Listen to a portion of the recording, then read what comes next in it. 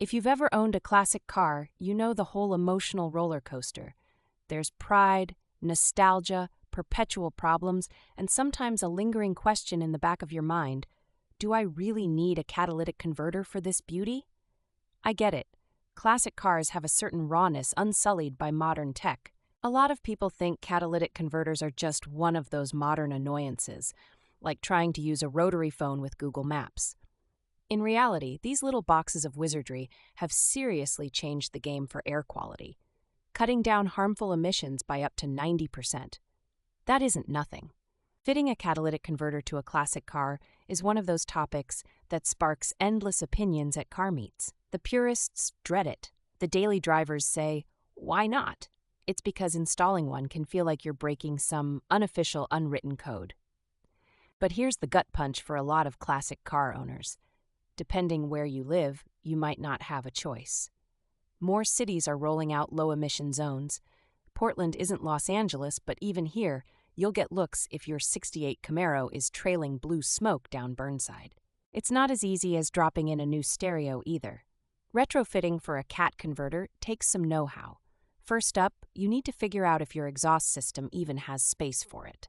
For a lot of pre-1975 cars, it just doesn't. If you're serious about it, step 1, check your engine management. Are you carbureted?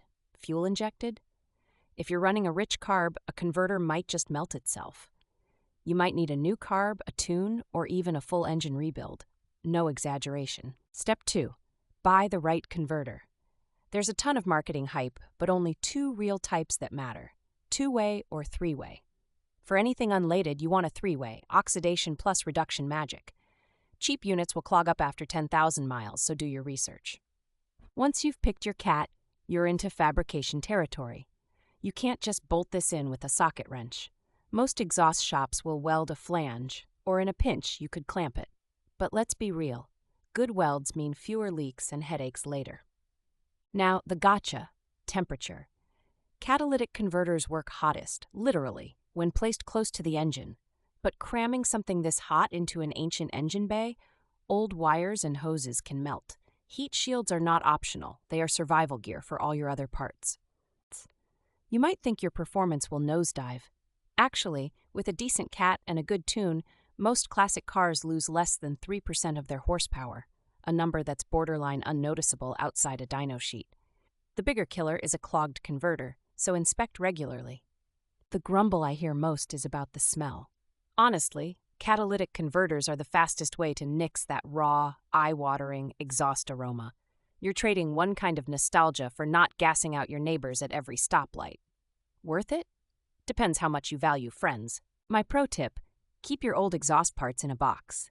Nothing says you can't swap out the converter for shows or track days. Flexibility is underrated, especially when you're caught between emission laws and your love of restoration authenticity. Think of it as being prepared instead of selling out. People love to debate this endlessly, but the reality check is that one classic without a CAT makes the pollution of 10 modern cars. If you drive your vintage ride every day, it adds up fast. Sometimes, a small mod can do a lot of good, even if it isn't era correct.